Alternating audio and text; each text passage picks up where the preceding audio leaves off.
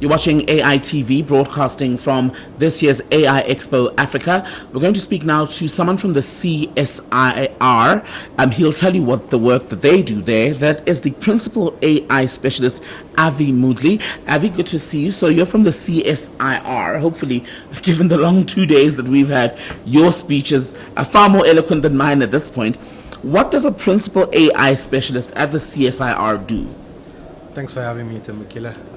Really honored to be here.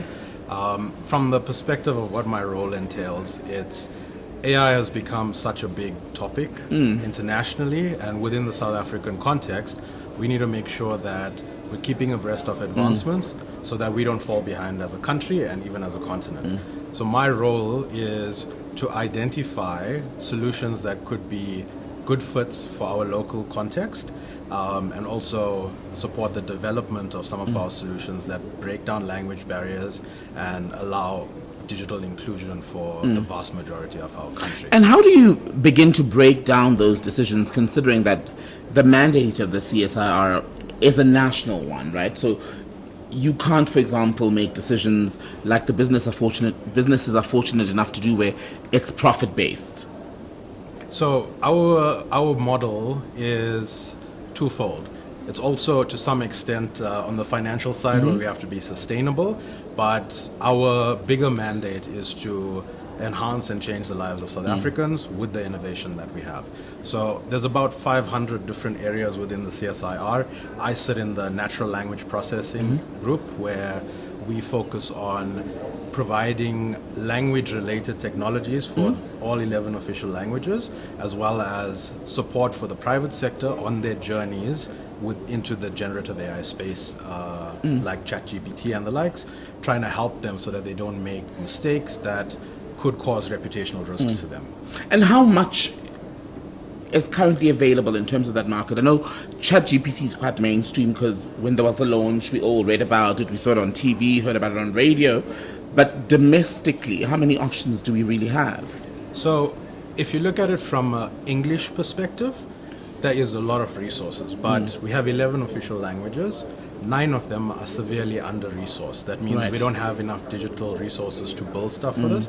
But we've been fortunate because our research group has been in this field for the last 20 years. Right. So we've been collecting data over the years, and we've amounted quite a bit. And right now we have voices for the 11 official languages in male and female. And this is being commercialized and sold to interested parties, as well as integration into different environments, because within our country, less than 10% of people speak English as a first language. Right. And because of the Eurocentricity of technology, it really impedes South Africa being able to leapfrog. I don't even think we're in 4IR yet. We're still battling with 2 and 3. So this is our way of trying to break down some of those language barriers. So people who were previously marginalized because they may not speak English, or they may not be able to read, our technologies help them to get access to information so that they can contribute and participate in the economy. That's why it's important then, I suppose, that we gather here, as we're doing this week, where there are people from various countries who, as you were saying, there's a Eurocentric approach or focus when you look at AI. So when you are among other people from the continent who, like South Africa, may exist in a context where more than one language is spoken, you're able to have that trade-off, the exchange of ideas. Yeah, so there's also some other events that happen on the continent, like the Deep Learning Indaba, where that is bringing together African researchers and African AI enthusiasts in a similar fashion to what AI Expo does. So it's really exciting that there are so many events here where people get to come together, learn and engage.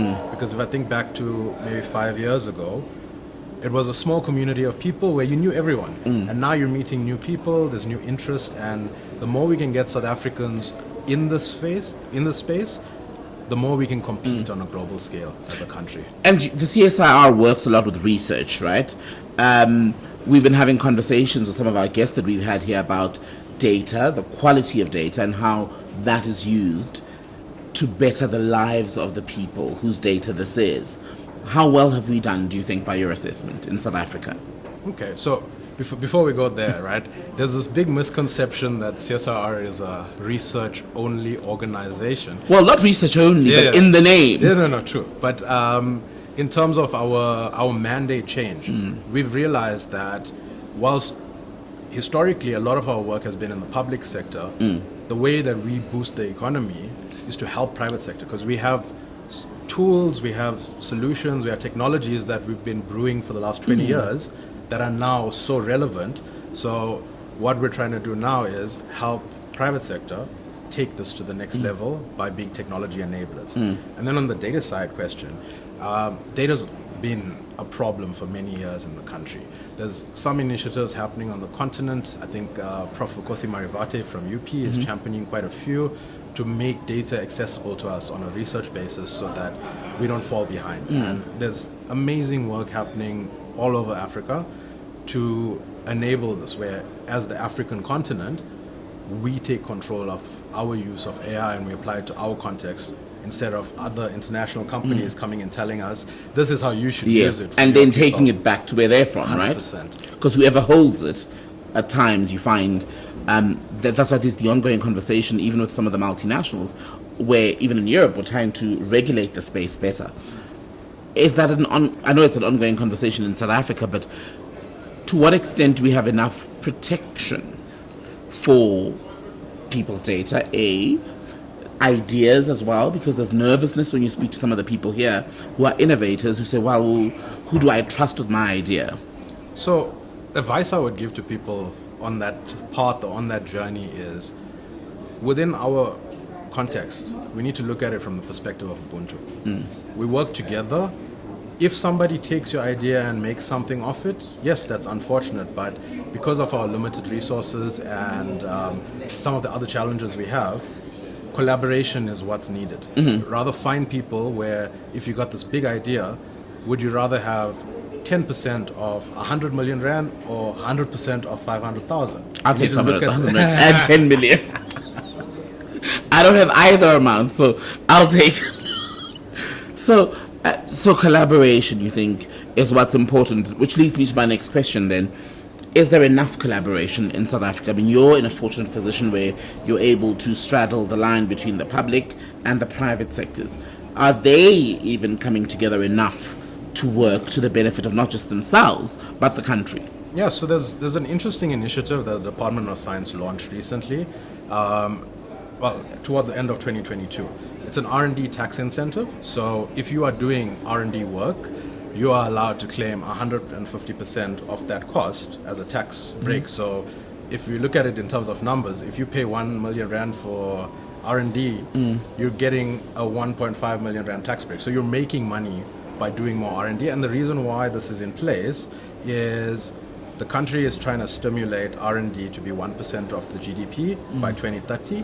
And this puts a perfect situation for private and public sector collaborations, because where private sector thinks mostly about the bottom line, this helps the bottom line. It stimulates that, and you get the advancements in the value that can come from intense R&D, because a lot of the countries internationally, they're where they are because they invest heavily in R&D and they leapfrog their current status quo.